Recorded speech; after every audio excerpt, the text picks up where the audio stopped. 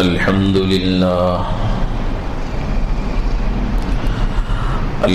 لله نحمده ونستعينه ونستغفره ونؤمن به ونتوكل عليه ونعوذ بالله من شرور أنفسنا ومن سيئات أعمالنا من يهده الله فلا مضل له ومن يضلله فلا هادي له ونشهد أن لا إله إلا الله وحده لا شريك له ونشهد أن سيدنا وسندنا وحبيبنا ونبينا مولانا محمدا عبده ورسوله أرسله بالحق بشيرا ونذيرا وداعيا إلى الله بإذنه وسراجا منيرا وصلى الله على النبي وآله وأصحابه وبارك وسلم تسليما كثيرا كثيرا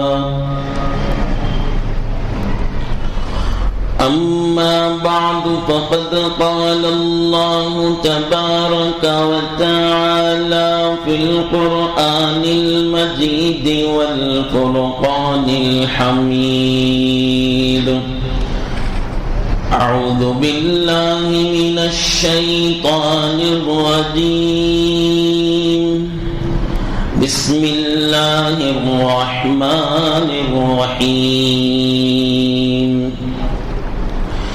ادفع بالتي هي أحسن فإذا الذي بينك وبينه عداوة كأنه ولي حميم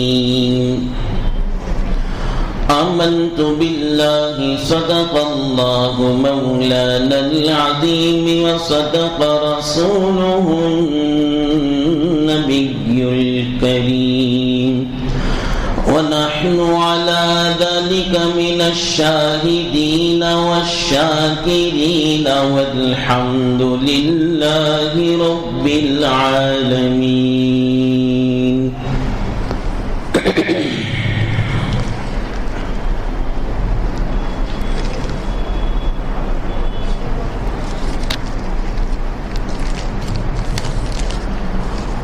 قابل احترام بزرگوں، قابل قدر ملت کے نوجوان بھائیوں، عزیز دوستوں،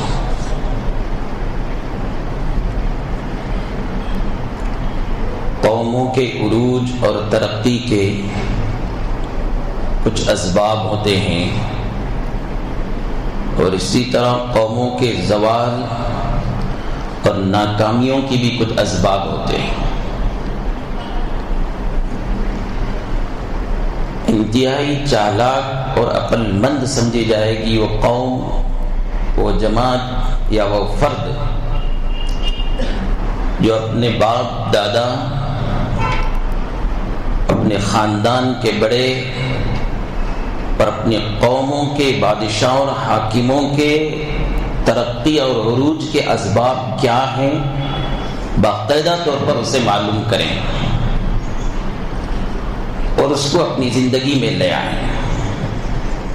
اسی طرح اگر اتفاق سے ہمارے ماں باپ یا ہمارے خاندان کے بڑے یا ہماری قوم کے بادشاہ اور حاکم لوگ زوال کو پہنچے ہیں، ناکامیوں کو پہنچے ہیں، تو ان ناکامیوں کے اسباب کیا تھے، زوال کے اسباب کیا تھے، اسے اچھی طرح سے معلوم کریں اور خود بھی بچیں اور اپنے نسل کو بھی اس سے بچانے کی کوشش کریں۔ اور انتہائی نادان، بےخوب سمجھی جائے گی وہ قوم یا وہ جماعت یا وہ فرد جسے اپنے باپ دادا اور اپنے قوم کی تاریخی معلوم نہ ہو، وہ کس وجہ سے ترقی کیے یہ بھی معلوم نہیں، یہ عروج پر پہنچے تو ان کے عروج کے اسباب کیا تھے وہ بھی معلوم نہیں، یا وہ زوال پذیر ہوئے، وہ ناکام ہوئے، لوگوں نے ان کو ذلیل کیا، رسوا کیا، لوگوں کے سامنے وہ ناکام ہوئے، تو ناکامی کے اسباب کیا تھے وہ بھی معلوم ہے۔ اس قوم کو مٹانا بہت آسان ہو جاتا ہے جس قوم کو جو ہے اپنے اسلاف اور اپنے بزرگوں اور اپنے قوم کی تاریخ سے ناواقفیت ہوتی ہے۔ صفحہ ہستی سے اسے مٹانا اور اس کے نام و نشان کو ختم کرنا بہت آسان ہو جاتا ہے دشمنوں کو جسے اپنی قوم کی تاریخ کا علم نہیں ہوتا ہے۔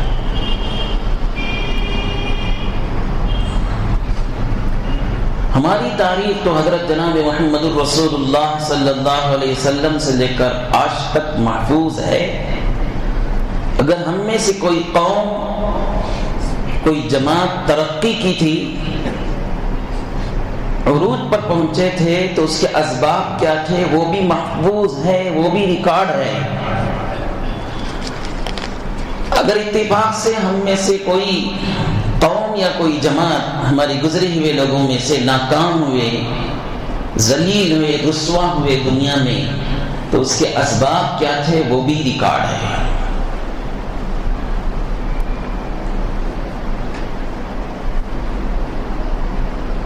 ضرورت تو اس بات کی ہے کہ ان عروج کے اسباب کو معلوم کریں اور زوال کے اسباب کو معلوم کریں۔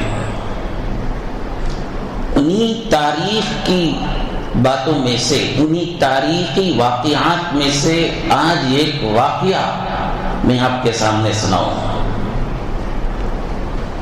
جس میں ہماری قوم کے عروج کے اسباب بھی بیان کیے گئے ہیں اور ہماری قوم کے زوال کے اسباب بھی بیان کیے گئے۔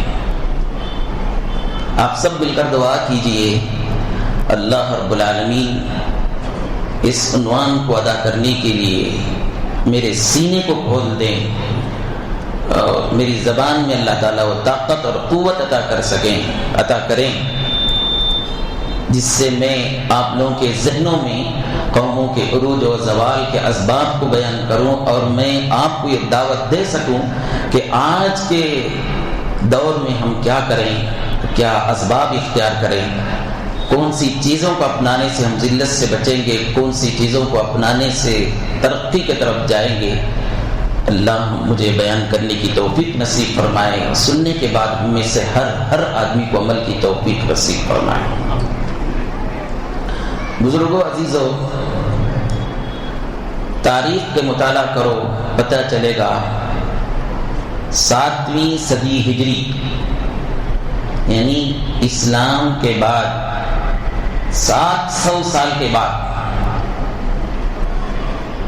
مسلمانوں پر ایک بہت ہی برا وقت آیا۔ اس وقت کی سب سے بڑی طاقتور قوم جس کے پاس تمام ترقی کے چیزیں موجود تھی، تمام قسم کی طاقتیں موجود تھی، وہ قوم مسلمانوں کی دشمن بن گئی۔ اب یہ دشمن کیوں بن گئی، اس کے کیا اسباب تھے، وہ ایک الگ عنوان ہے۔ مختصر یہ ہے کہ ہمارے حکمران بادشاہوں کی بری تدبیروں سے اور اس وقت کے مالدار اور صاحب ثروت لوگوں کے عیاشی کی وجہ سے ایسے حالات ہوئے جس کی وجہ سے پاس میں رہنے والی قوم ہماری دشمن بن گئی. کبھی اس کی تفصیل میں آپ کے سامنے پیش کروں گا. آج اتنا بتا دوں،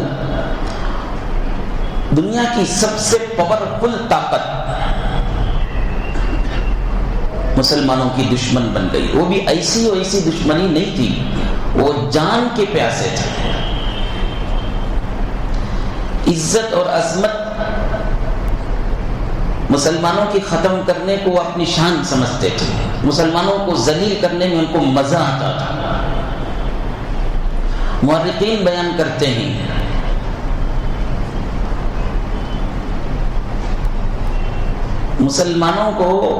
عام مسلمانوں کو ایک ایک دن میں سینکڑوں ہزاروں لاکھوں لوگوں کو قتل کرتے تھے.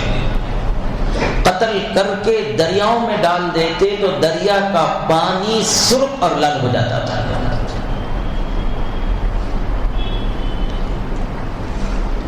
مسلمانوں کی کتابوں اور کتب خانوں کو باقاعدہ اس طرح جلا کر راکھ کر دیتے، پھر اس راکھ کو دریا میں ڈال دیتے. تو مورخ بیان کرتا ہے کئی ہفتے تک دریا کا پانی اس راکھ کی وجہ سے کالا ہو جاتا تھا. مساجدوں میں شراب لا کر اندھیرے جاتے تھے. کھلم کھلا کیا چھپ کر بھی اذانیں دینے کی اجازت نہیں تھی.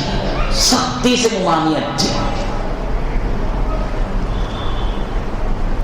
حدیث کو بیان کرنے والے علماء محدثین کو ذبح کر کر کے ان کی گردنوں پر مینارے بنائے جاتے تھے. بخارا نام کا ایک شہر ہے، اس کے بارے میں لکھا ہے 60 فٹ کا لمبا مینارہ بنایا گیا. ان میناروں میں اینٹ نہیں رکھی گئی تھی بلکہ حدیث بیان کرنے والے علماء کے سروں کو رکھ کر اونچا مینارہ بنایا گیا تھا. یہ میں کوئی تقریر کے جوش میں نہیں آ کر کہتا ہوں. آپ اسے تاریخ میں، چاہے انگریزوں کی لکھی ہوئی تاریخ ہے اسے پڑھیے، مسلمانوں کی لکھی ہوئی تاریخ ہے اسے پڑھیے. یہ ریکارڈ ہے، موجود ہے یہ کتابوں میں.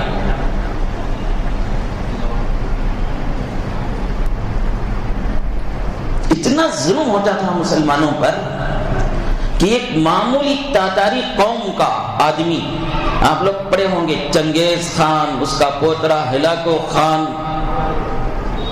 یہ تاتاری قوم سے تعلق رکھتے تھے، تاتاری قوم کے حکمران تھے. ان کا ایک آدمی کسی ایک مسلمان کو کہہ دیتا تم یہیں کھڑے رہو، یہاں سے ہلنا نہیں، اور بول کر جاتا تھا میں گھر جا کے تلوار لاؤں گا، اس کے بعد تجھے قتل کروں گا، یہاں سے ہلنا نہیں، یہیں پر کھڑے رہنا. وہ کھڑے رہتا تھا، بھاگتا نہیں تھا. کیوں نہیں بھاگتا تھا معلوم ہے؟ اسے ڈر لگتا تھا کہ اگر میں یہاں سے بھاگوں گا پھر دوبارہ اگر سپڑ گیا تو بہت ظلم کر کے ماریں گے، ستا کر ماریں گے. اب اس کی بات اگر مان کر میں کھڑا رہا تو کم از کم ستائے بغیر مار دے گا، ستائے بغیر مار دے گا.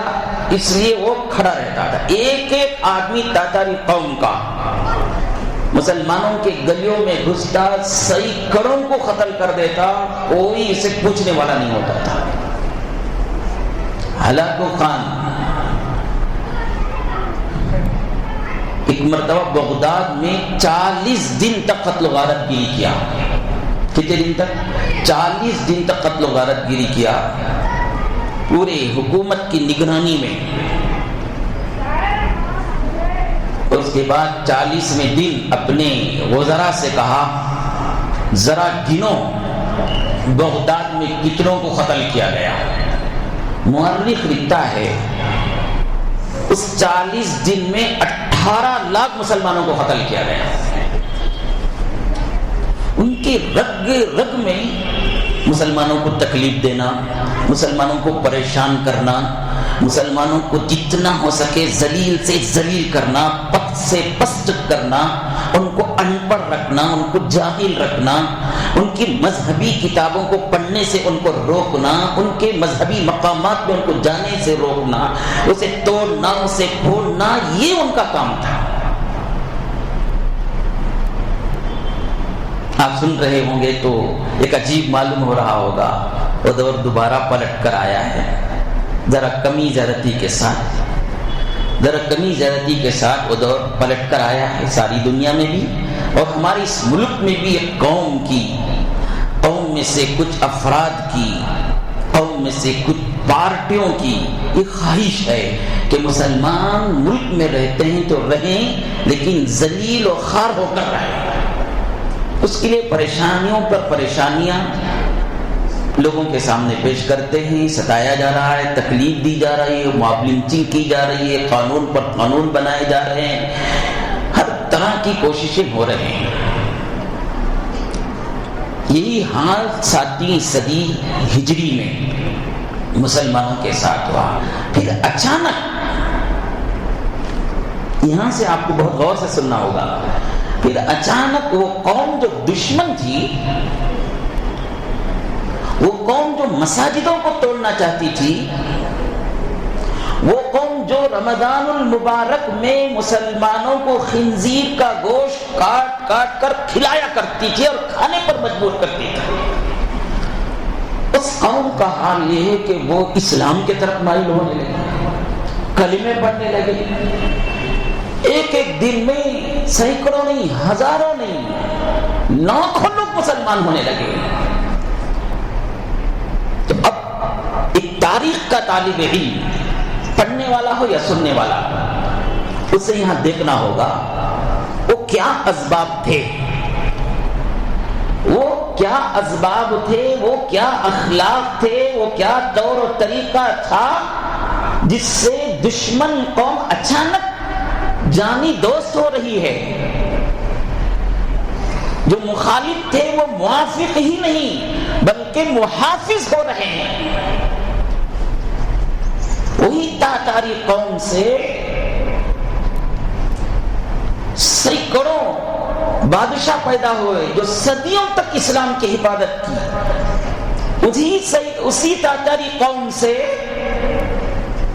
ہزاروں علماء پیدا ہوئے جن میں محدثین، فقہاء، علماء ہوئے۔ بہت سے بادشاہ بنے، یہاں تک کہ ہمارے ہندوستان میں بھی ان بادشاہوں کی نسل چلی۔ آپ نے سنا ہوگا شاہ جہاں کا نام، اورنگزیب کا نام، یہ سب اسی تاتاری قوم کے نسل سے تھے۔ اتنی اسلامی حمیت، اسلامی محبت ان کے اندر پیدا ہوئی۔ ایک واقعہ میں آپ کو بیان کرتا ہوں، سنیے۔ شاہ جہاں کا نام سنا ہے نا، سب سنے ہیں۔ دلی میں جب جامعہ مسجد اور لال قلعہ بنایا جا رہا تھا، یہ واقعہ بھی تاریخ میں ریکارڈ ہے بھائی، میں ایسے ہی ہوائی بات آپ سے نہیں کہہ رہا ہوں، تاریخ میں موجود ہے۔ دلی کی جامعہ مسجد جب بنائی جا رہی تھی، اورنگزیب تو ایک بہت بڑے متقی اللہ والے، بڑے ہی زبردست بادشاہ گزرے ہیں جو ملک کے لیے، ملت کے لیے بہت خدمت کی۔ الگ بات ہے اورنگزیب کو جو ہے کی شخصیت کو یا ان کی تاریخ کو لوگ حسد میں آ کر، بغض میں آ کر، تعصب میں آ کر بگاڑ کر پیش کرتے ہیں، ورنہ اورنگزیب تو ایک بہت بڑا ولی، اور صرف ولی ہی نہیں بلکہ اچھا زبردست بادشاہ گزرا ہے، جس کی دور میں ہندوستان کو جتنا فائدہ ہوا اس سے پہلے کسی سے بھی اتنا بڑا فائدہ ملک کو نہیں ہوا تھا۔ آپ تاریخ صحیح دیانتداری کے ساتھ پڑھیں گے تو آپ کو معلوم ہوگا۔ یہ متعصب دشمن قوم کی تاریخ کے لکھے ہوئے تاریخ کو نہیں، بلکہ یہ ایسے مؤرخین جو تعصب سے خالی، جن کا کام تاریخ کو بیان کرنا ہوتا ہے انصاف سے، ان کی تاریخ میں اورنگزیب کو پڑھیے۔ اورنگزیب ایسے بادشاہ بن کر سامنے آئیں گے آپ کو جو صرف ملت اور قوم کے ہی نہیں بلکہ ملک کے بھی محب تھے، ملک کو بھی بہت ترقی کے راستے میں ڈالا تھا۔ تو ان کا تو آپ نے سنا ہے۔ شاہجہاں کے بارے میں عام طور پر لوگ اتنا اچھا خیال نہیں رکھتے کہ وہ ولی نہیں تھے، وہ بہت زیادہ اسلام کی طرف مائل یا اسلام سے محبت کرنے والے نہیں تھے، ایسا سنے ہیں۔ ٹھیک ہے، آپ ایک حد تک صحیح بھی سنا ہے، لیکن ان کا ایک اسلامی اہمیت کا واقعہ میں آپ کو بیان کروں۔ جب لال قلعہ اور دہلی کی مسجد جب بنائی جا رہی تھی تو انہوں نے مستریوں سے بلا کر کہا کہ آپ کا پلان کے مطابق جیسا بنانا ہے مسجد بناؤ، میری ایک خواہش یہ ہے کہ جب تم مسجد بناؤ گے تو ایسا بناؤ اس کے چوکٹ کو اور نمازیوں کے جوتیوں کے چھوڑنے کی جگہ کو ایسا بناؤ کہ میں جہاں بیٹھتا ہوں، تخت نشین ہوتا ہوں، جہاں میرے سر پر جو تاج ہوتا ہے وہ تاج جو ہے مصلیوں کی جوتیوں کے نیچے آئے۔ یہی قوم سے تھا جو مسلمانوں کو قتل کرتے تھے، لیکن آج سے اسلام سمجھ میں آیا تو وہ کہتا ہے کہ مسجد کے مصلیاں جہاں سے گزرتے ہیں، ان کے پیر جہاں پڑتے ہیں، اس پیر کے نیچے میرے تخت اور میرا تاج ان کے نیچے آنا چاہیے۔ یہ اس کی خواہش تھی۔ یہ اتنا بڑا انقلاب کیسے آ گیا، مجھے آج یہ بیان کرنا ہے، اور یہ وقت کا بہت عام تقاضا بھی ہے۔ ہم قوم جو آج ہمارے خلاف بک رہی ہے، آج ہمارے خلاف کام کر رہی ہے، ہم ان کے لیے بدوائیں کرتے ہیں، ان کے سلسلے میں گالیاں دیتے ہیں، ان کے زوال کے منتظر ہیں۔ گالیاں بکنے سے کچھ ہوگا نہیں، ان کے لیے بدعا کرنے سے بھی کچھ ہوگا نہیں، یا ان کے خلاف سوچنے سے بھی کچھ بھی نہیں ہوگا۔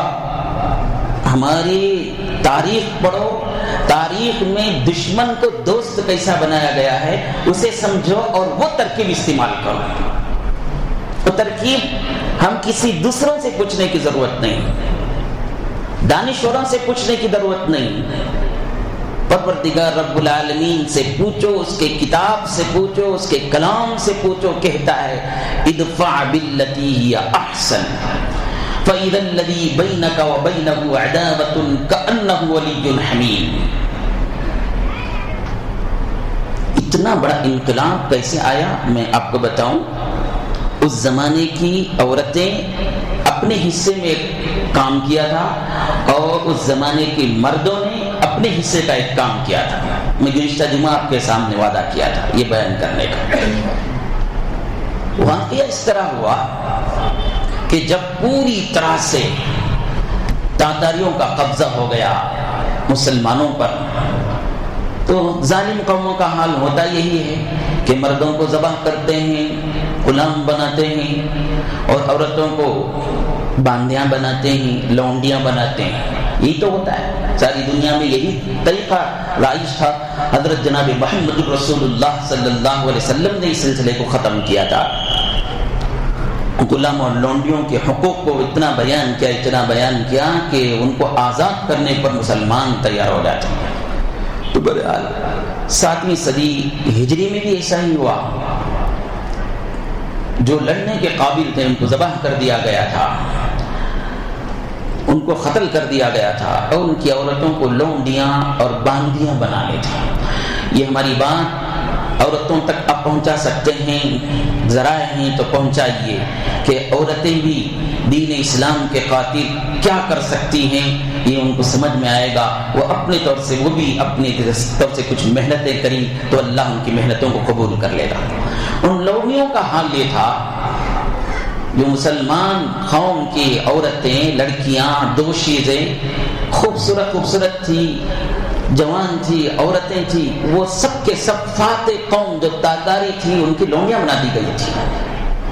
اب یہ عورتیں، پہلے عورتوں کے کردار کو سمجھا دوں مختصر 5-10 منٹ میں، اس کے بعد مردوں کا کردار وہ آپ کو سمجھا۔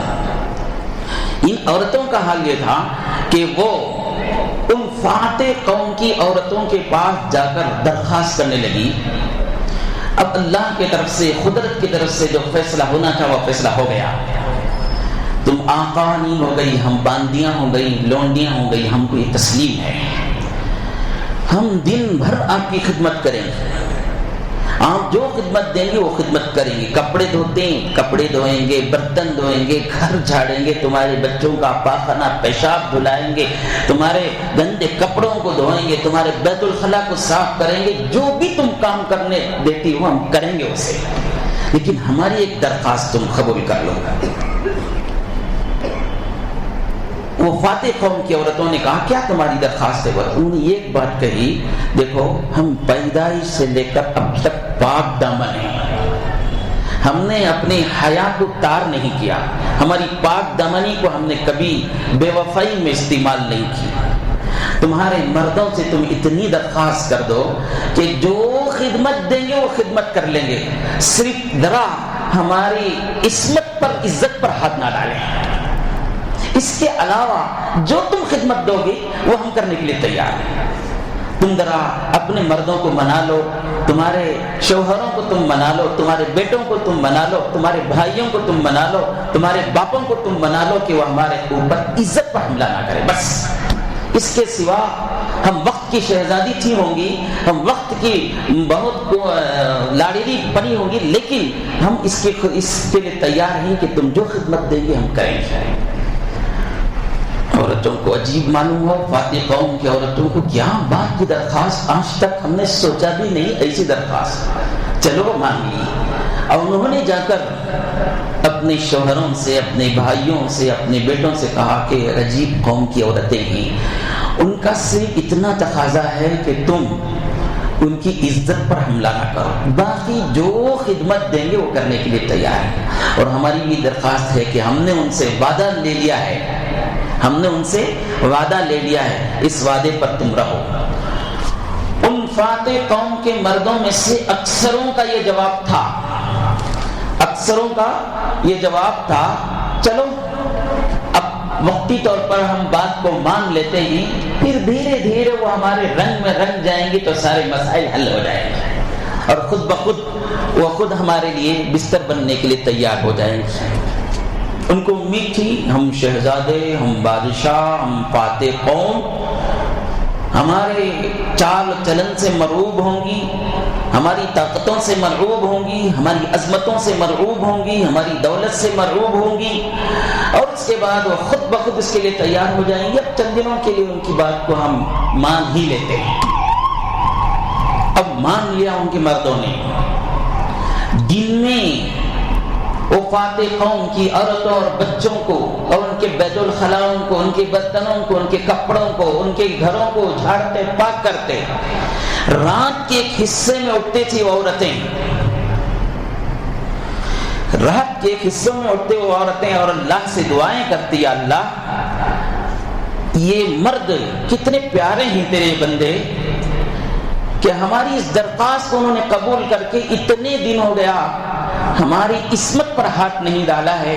یا اللہ ان پیارے بندوں کو تیرے دربار کی قیمتی تحفوں میں سے جو بہترین تحفہ ہے وہ عطا کر دے.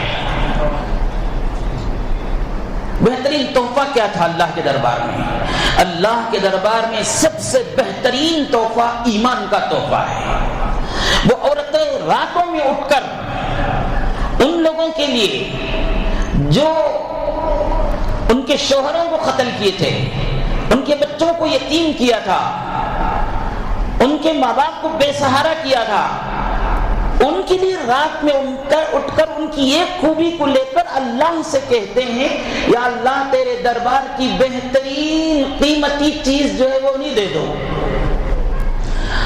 وہ شہزادیاں, وہ رانیاں جو فاتح قوم کی تھی, راتوں میں اٹھ کر ان کے رونے کی دعاؤں کو, ان کے رونے کی آوازوں کو سنتے تھے. ایک رانی کے بارے میں لکھا ہے اور کئی شہزادیوں کے بارے میں لکھا ہے کہ وہ جا کر ان غور سے سننے لگتی ہے کیا دعائیں مانگ رہے ہیں. وہ روتی, آنسو بہاتی, چیختی, پکارتی اللہ تعالیٰ سے رات کے اندھیروں میں. ایک دن جو ہے ان کو ہاتھ پکڑ کر ایک شہزادی, ایک فاتح قوم کی عورت نے پوچھا کیا مانگتے ہو تم؟ ہمارے مردوں نے تو تم پر رحم کر دیا, پھر کیوں ان کے لیے بددعائیں کرتی ہو, کیوں تمہارے اللہ کے پاس ان کے لیے کہتی ہو؟ کہا کہ نہیں ہم تمہارے مردوں کے لیے بددعائیں نہیں کرتی ہیں, بلکہ ہم دعائیں مانگتی ہیں. ان عورتوں نے کہا کیا دعا مانگتی ہیں؟ ہم نے اللہ کے دربار میں یہ دعا مانگی ہے کہ ان کے لیے آپ کے دربار میں جو سب سے قیمتی سب سے بہترین تحفہ ہے وہ ان مردوں کو عطا کر دیں۔ تو عورتوں نے پوچھا تمہارے رب کے پاس سب سے قیمتی چیز کیا ہوتی ہے؟ ان عورتوں نے کہا کہ ہمارے رب کے پاس سب سے قیمتی چیز، کائنات میں سب سے قیمتی چیز وہ ایمان ہے۔ وہ باتیں دل سے نکلتی تھی اور بہت رو دھونے کے بعد نکلتی تھی اور دلوں پر اثر کرتی تھی۔ ان شہزادیوں نے، ان رانیوں نے ہاتھ پکڑ کر کہا کہ ہمارے مرد کب قبول کریں گے اس ایمان، تب قبول کریں گے، ان کے حق میں کب قبول ہوگی تب قبول ہوگی، پہلے ہم کو ایمان سکھا دو۔ وہ عورتیں گھبرا جاتی تھی، نہیں نہیں ایسا نہیں ہو سکتا، ہم دعائیں کر رہے ہیں۔ کہ گھبرانے کی کوئی بات نہیں، ہم کہہ رہے ہیں ہم کو ایمان سکھا دو۔ تو وہ لونڈیاں، وہ خیدیاں، وہ برتنہ دھونے والی، وہ کپڑے دھونے والی، وہ بیت الخلا صاف کرنے والی خیدی عورتیں ان گھر کی عورتوں کو ایمان سکھانے لگی، اور ان ایمان سکھانے کے صدقے میں وہ مرد ان عورتوں سے متاثر ہو کر وہ بھی دھیرے دھیرے مسلمان ہونے لگے۔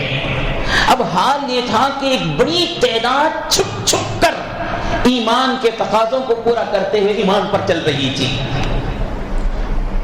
لیکن ہمت نہیں تھی۔ بادشاہ کافر ہے، بادشاہ مشرک ہے۔ ادھر مردوں کی محنت کو بھی سن لیجئے، مردوں کے کردار کو بھی سن لیجئے۔ ایک تو یہ عورتوں کا کام ہوا، راتوں میں اٹھنا، دعائیں کرنا اور ان عورتوں کی خدمت کرنا، ان کا وہ کام ادھر اللہ کو پسند آیا۔ اور ادھر اللہ رب العالمین مردوں کی دی، اور اللہ رب العالمین کی سنت ہے، سنت اللہ ہے۔ اور اچھی طرح سے آپ یاد رکھ لیجئے، سن لیجئے، اللہ تعالیٰ قوموں کو ہدایت کے لیے بہانے ڈھونڈتے ہیں۔ اب بہت زیادہ مجاہدے، بہت زیادہ اسباب اختیار کرنے کی ضرورت نہیں۔ آپ اپنے اختیار میں جتنے اسباب ہیں، آپ اپنے اختیار میں جتنی محنت کر سکتے ہیں آپ اتنی کیجئے۔ عام طور پر شیطان کی طرف سے یا انسانوں میں سے بعض لوگ شیطان کی شکل میں آ کر، شیطان بعض انسانوں کی شکل میں آ کر یہ بیان میں انسانیت کے راستے میں کام کرنے والوں کے دلوں میں، مبلغین کے دلوں میں، داعین کے دلوں میں، دعوت کا کام کرنے والوں کے دلوں میں آ کر حوصلے پست کرتا ہے۔ یہ دشمنوں کی طاقت اتنی بڑی بڑی، ان کی قوت اتنی بڑی بڑی، ان کی حکومت اتنی بڑی بڑی، ان کے لشکر اتنے بڑے، ان کے فوج اتنے بڑے، ان کے منصوبے اتنے بڑے، ان کے کام اتنے بڑے، ان کی دولت اتنی بڑی، تم یہ چھوٹے چھوٹے کام کر کے ان تک کیسے پہنچ سکتے ہو؟ ان کے دلوں کو کیسے جیت سکتے ہو؟ کیسے تم فتح ہو سکتے ہو؟ آ کر شیطان برغلاتا ہے۔ بعض دفعہ شیطان انسانوں کی شکل میں آ کر بھی حوصلے پست کرتے ہیں۔ پست ہونے کی ضرورت نہیں ہے، اللہ کی ذات پر امید رکھو، چھوٹے چھوٹے کام تم کرو، بڑے بڑے کام اللہ کر دیں گے۔ خلوص تمہارا دیکھتے ہیں اللہ، اخلاص تمہارا دیکھتے ہیں اللہ، تمہاری محنتوں کے طریقوں کو اللہ تعالیٰ دیکھتے ہیں۔ تو بہانہ ڈھونڈتے ہیں اللہ تعالیٰ ہدایت کے لیے۔ حضرت مولانا جمال الدین اس وقت وہ ہو سکتے ہیں خطب تھے ہوں گے، ابدال تھے ہوں گے، ان کو اللہ نے بہانہ بنایا پوری تاتاری قوم کے مردوں کے اسلام کے لیے۔ واقعہ لکھا ہے، آپ نے سنا ہوگا واقعہ بہت مرتبہ۔ تیمور ایک بادشاہ، ایک شہزادہ ہے تاتاری قوم کا، پورا گریڈ اسی کو جاتا ہے پورا گریڈ مسلمان ہونے کا۔ سب سے پہلے یہ شہزادے تھے، شکار کا ان کو بہت شوق تھا، شہزادے تھے، شہزادیت تھی، طبیعت میں نزاکت، نفاست، سب چیزیں موجود تھی۔ ان کا قانون تھا جس جنگل کے علاقے میں وہ شکار کے لیے جاتے، وہاں کے آس پاس کے کوئی علاقے میں کوئی آدمی نہیں گزر سکتا، پورے آدمیوں کے راستے بند، سڑکیں خالی ہونی چاہیے، صرف یہ اور ان کے ساتھ شکار کے لیے جو منتخب ہوتے وہی لوگ ہو جائیں، اس کے علاوہ کوئی نہیں ہونا۔ اس کے لیے باقاعدہ وزراء اور عمال کام کرتے تھے اور اعلان کرتے تھے تیمور آنے والے ہیں فلاں دن میں فلاں تاریخ میں، علاقہ خالی کر دو، سڑکیں خالی کر دو، راستے خالی کر دو، خالی کر دیے جاتے تھے۔ اب وہ واقعہ بھی ایسا ہی تھا کہ بادشاہ آنے والے تھے، خالی کر دیا گیا، شہزادہ آنے والے تھے، خالی کر دیا گیا۔ اب وہ اپنی پوری جاہ اور حشمت کے ساتھ، پوری عظمت کے ساتھ، اپنے لشکر کے ساتھ، اپنے ساتھیوں کے ساتھ شکار کے لیے جنگل کی طرف آ رہے تھے۔ اللہ اتفاق ہوا یہ کہ جمال الدین نام کے وہ مسلمان، تاریخی کتابوں میں ان کا نام جمال الدین لکھا ہوا ہے، وہ راستے سے گزر رہے ہیں، بزرگ آدمی، بوڑھے آدمی، ان کو دیکھتے ہی غصہ آ گیا، تیمور کو غصہ آ گیا۔ یہ شاہی آداب کو نہیں جانتا، کیسے وہ ہمارے راستے میں سے گزر رہا ہے؟ کیا اس کو معلوم نہیں جس راستے سے ہم گزرتے ہیں وہاں کوئی نہیں گزرنا ہے؟ درباریوں سے پوچھا کیا بات ہے، کیا اعلان، کیا تم نے بتایا نہیں؟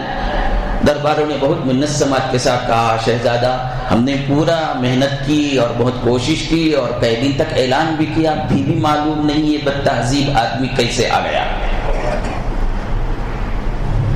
تو وہ تاتاری قوم کے بادشاہ اور حکمران جو ہے مسلمانوں کو جو سزا دیتے تھے تو قتل کرنے سے پہلے خوب ذلیل کرتے تھے، قتل کرنے سے پہلے خوب ذلیل کرتے تھے۔ ان کا ایک مزاج تھا اس وقت کا۔ تو وہ بادشاہ سوچا کہ اسے اس بوڑھے کو لاؤ، پکڑ کے گرفتار کے لایا گیا۔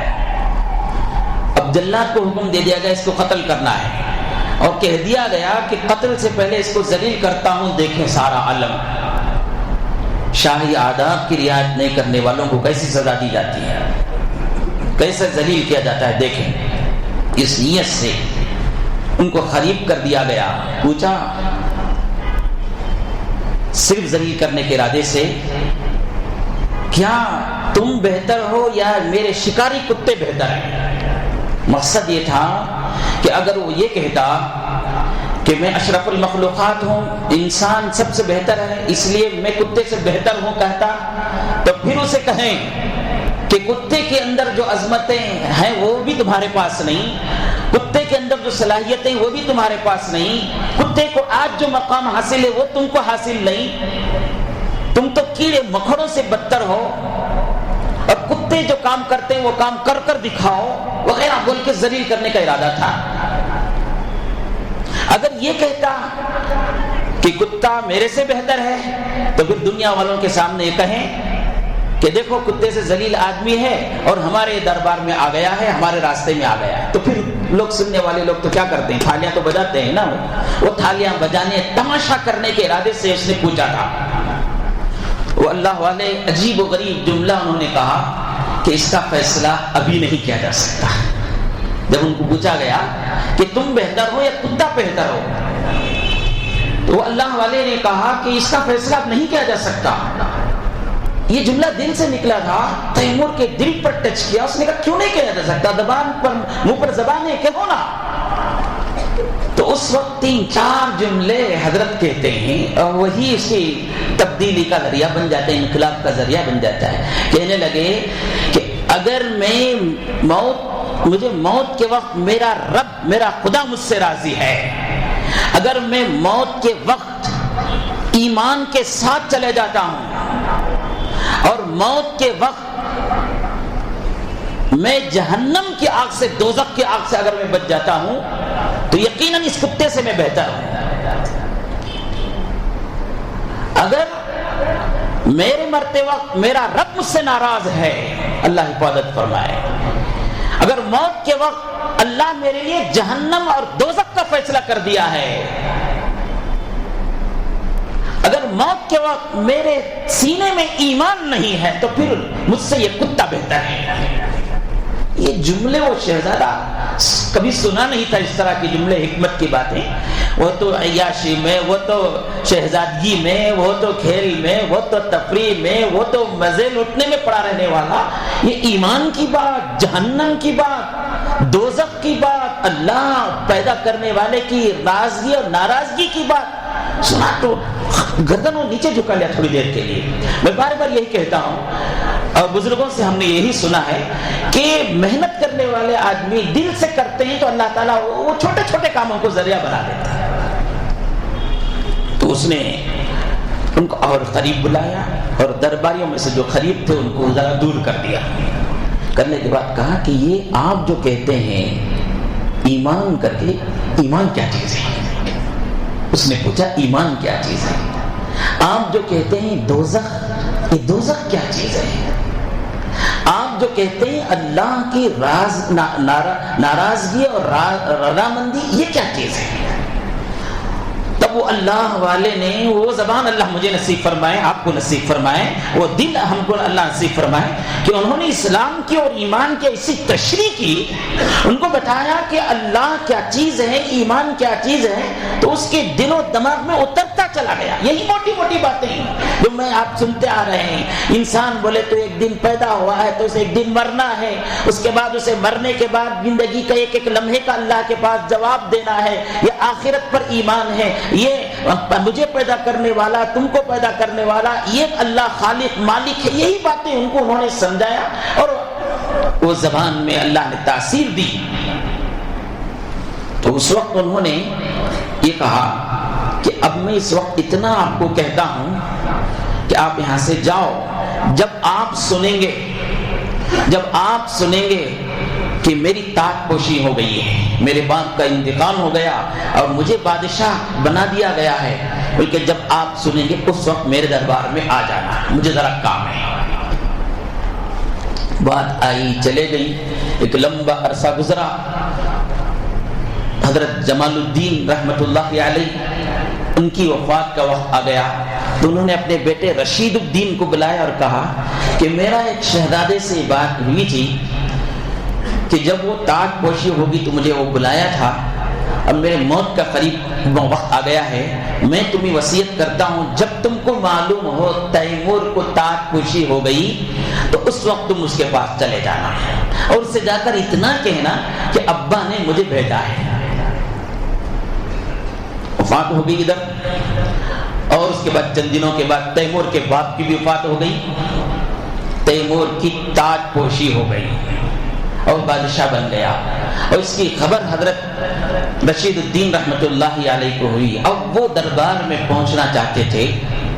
حالت یہ تھی کہ دربار میں پہنچنے کے باوجود بادشاہ کے پاس جانے کی اجازت نہیں تھی، کیونکہ کسی مسلمان کو اس کی پارلیمنٹ میں اجازت نہیں دی جانے کی.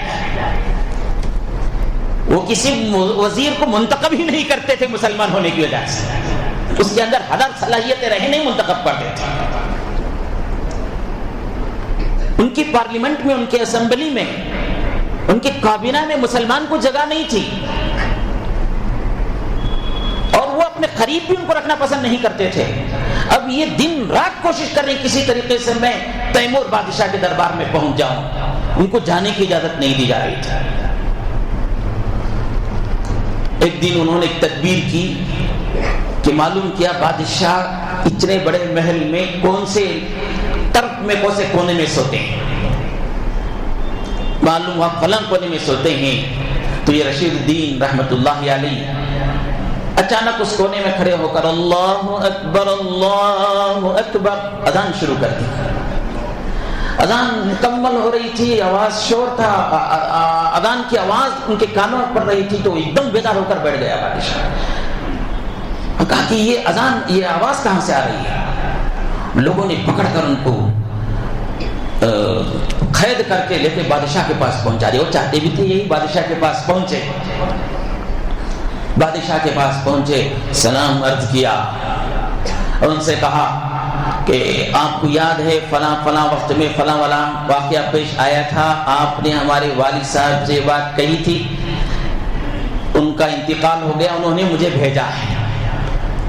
تو اس وقت انہوں نے کہا کہ آپ صحیح وقت میں پہنچے ہیں، میں تو اسی وقت مسلمان ہو گیا تھا، لیکن اگر میں اس وقت ایمان کا اعلان کر دیتا تو مجھے بھی اور مسلمانوں کی طرح ذلیل کر کے قتل کر دیا جاتا تھا.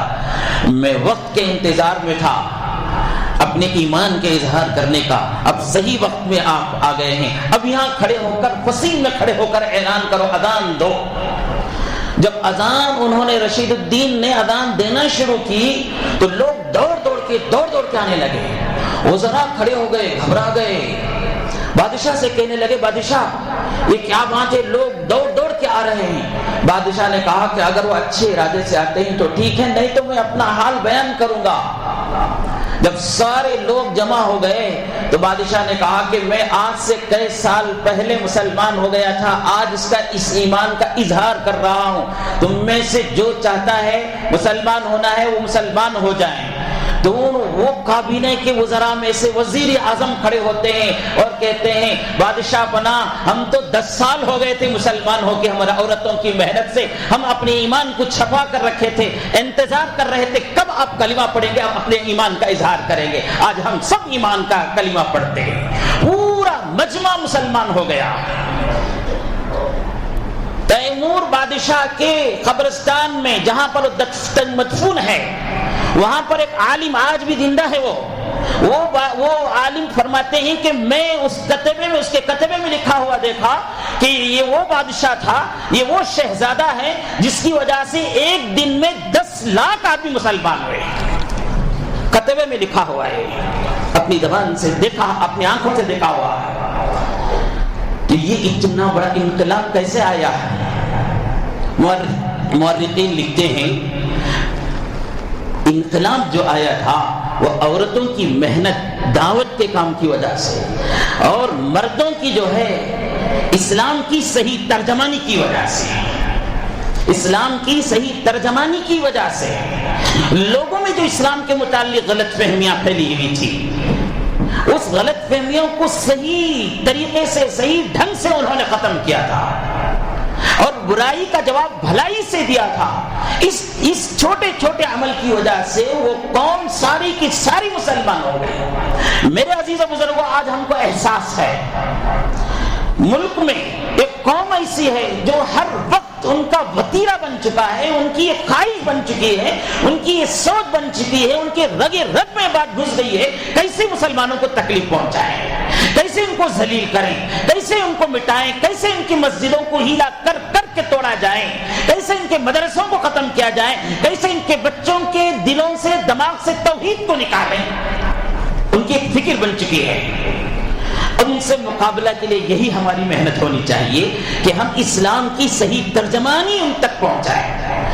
اب اسلام ہم جا کر زبان سے کہنے لگے اسلام ایسا نہیں ہے, مسلمان ایسے نہیں ہیں, مسلمانوں کے مساجدوں میں کام نہیں ہوتا ہے, مسلمانوں کے مدارس میں کام نہیں ہوتا ہے. ہم زبان سے کہتے رہیں, تقریریں کرتے رہیں, مضمون لکھتے رہیں, لٹریچر پر لٹریچر لکھتے رہیں, کچھ بھی سے کام نہیں ہوگا. ہم کو جو ہے ان کے دلوں کے اندر گھسنا ہے. دلوں کے اندر گھسنے کا ایک راستہ جو محمد رسول اللہ صلی اللہ علیہ وسلم نے دیا وہ خدمت خلق کا ہے. خدمت خلق کو اپنی پہچان بناؤ. مسلمان نوجوانوں, مسلمان ڈاکٹروں, مسلمان انجینئروں, مسلمان وکلا, مسلمان بزرگوں, سب سے درخواست ہے کہ آج سے طے کر کے اٹھیں کہ اسلام کی ترجمانی کرنے کے لیے ہم جو ہے اپنی خدمت خلق کو اپنی پہچان بنائیں گے.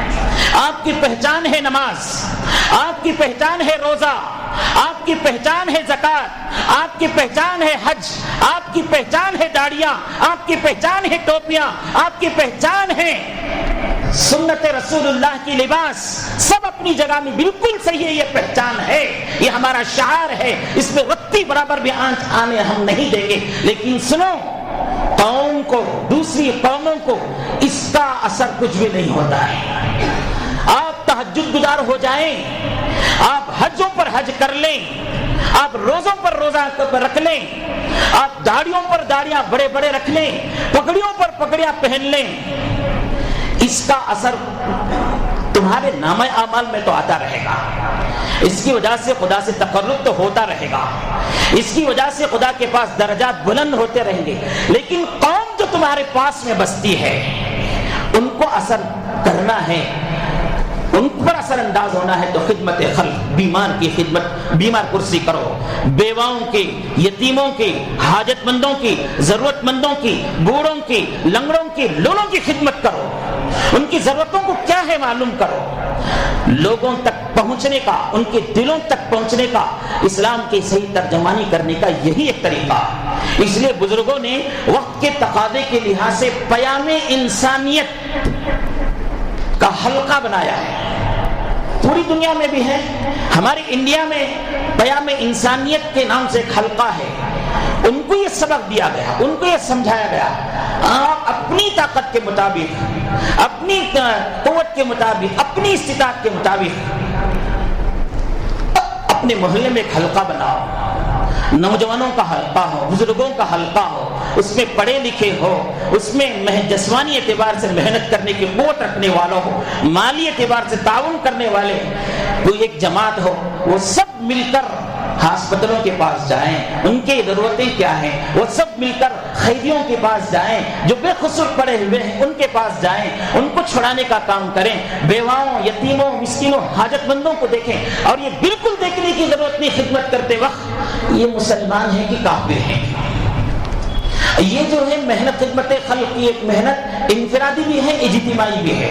ملازم پیشہ ہے، تجارت کرنے والا ہے، ہوٹل چلانے والا ہے، دکان چلانے والا ہے، گاڑی چلانے والا ہے، آٹو چلانے والا ہے، کھیتی کرنے والا ہے، کسان ہے، اپنے اپنے فیلڈ میں رہ کر اچھے اخلاق کے ذریعہ اسلام کی صحیح ترجمانی پیش کرو۔ آپ ناپ تول میں کمی کر کے، معاملات میں گڑبڑی کر کے اور دھوکہ دہی کر کے، زبان کی خراب استعمال کر کے اسلام کی غلط ترجمانی آگے پیش کرو گے، قسم خدا کی اس سے بڑا مجرم اس دنیا میں آج کوئی ہو ہی نہیں سکتا۔ ہو سکتا ہے اللہ تعالیٰ زانی کو معاف کر دیں، شرابی کو معاف کر دیں اور کوئی دوسرے گناہ کرنے والے کو معاف کر دیں، لیکن اسلام کی ترجمانی اگر غلط طریقے سے لوگوں کو پیش کرتا ہے، اس کے طرف سے اسلام کا غلط میسج لوگوں تک پہنچتا ہے، یہ دیتا ہے دھوکہ، یہ معاملات میں گڑبڑی کرتا ہے، یہ ناپ تول میں کمی کرتا ہے، یہ زبان میں جھوٹ بول کر لوگوں کے پاس تکلیف پہنچاتا ہے، اور اس کی وجہ سے اسلام کی غلط ترجمانی جاتی ہے تو اللہ کے پاس بہت بڑا مجرم ٹھہرے گا۔ سب سے پہلے اس کی اصلاح کریں، اس کے بعد یہ جماعت حلقہ بیان انسانیت کا، جہاں بھی جس محلے میں آپ رہتے ہو وہاں پر وہ حلقہ ہے تو وہ آپ ان کے ساتھ جڑیں، ان کی خدمت، ان کے ساتھ مل کر یہ محتاج لوگوں، ضرورت مندوں تک پہنچیں، ان کی حاجتوں، ان کی ضرورتوں کو پورا کریں، یہ سوچ کر نہیں کہ وہ اسلام قبول کر لیں گے۔ اسلام کی دعوت دینا، اسلام کی ہدایت دینا، ایمان کی ہدایت دینا، یہ اللہ رب العالمین کا کام ہے۔ ہم خدمت خلق کا کام کریں گے، ہم یتیموں کا کام کریں گے، ہم محتاجوں کا کام کریں گے، ہم بیماروں کا کام کریں گے، ہم ضرورت مندوں کی خدمت کریں گے، بیواؤں کی خدمت کریں گے، بیماروں کا تعاون کریں گے، قیدیوں کا تعاون کریں گے، اور مسافر جو جس حالت میں ہے اسے کیا ضرورت ہے اسے پوچھ کر خدمت کریں گے۔ ہم خدمت کا کام ہمارا ہے، اس خدمت کو اثر انداز کر کے اسے اس کا نتیجہ نکالنا اللہ رب العالمین کا ہے۔ انشاءاللہ سب کریں گے۔ ہمارے محلے میں 15 دن میں ایک مرتبہ یہ کام ہوتا ہے۔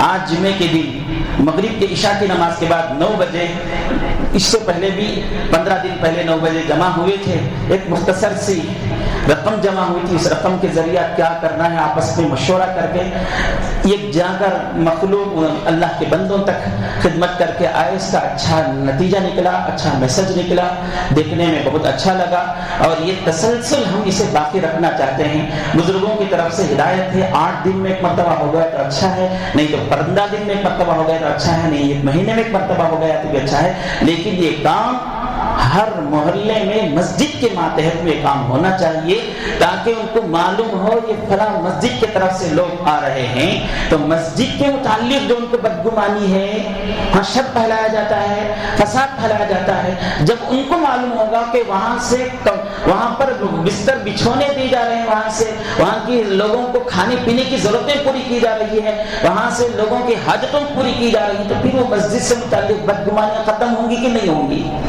ختم ہوں گی انشاءاللہ۔ اللہ رب العالمین ہم سب کو اس کے لیے ذریعہ بنائیں۔ ابھی ایک بڑا عنوان تھا اس سے متعلق، میراث سے متعلق میں بات کرنے کی بات کہا تھا، لیکن ان وقت کافی ہو گیا ہے، یہیں پر بات کو ختم کرتا ہوں۔ دعا فرمائیے اللہ رب العالمین مجھے اور آپ کو بھی پیام انسانیت سے متعلق خدمت کرنے کی اللہ تعالیٰ ہمیں توفیق نصیب فرمائے۔ ہمارے محلے میں جو کام شروع ہوا ہے اللہ اس میں استقامت نصیب فرمائے، برکت نصیب فرمائے، کسی قسم کی فتنے سے حفاظت فرمائے۔ اللہ تعالیٰ کام کرنے کے راستے ہمارے دلوں میں القاء فرمائے۔ 5 تاریخ ہے، جمعے کی نماز، عشاء کی نماز کے بعد 9 بجے یہ حلقہ لگے گا، کام کرنے کا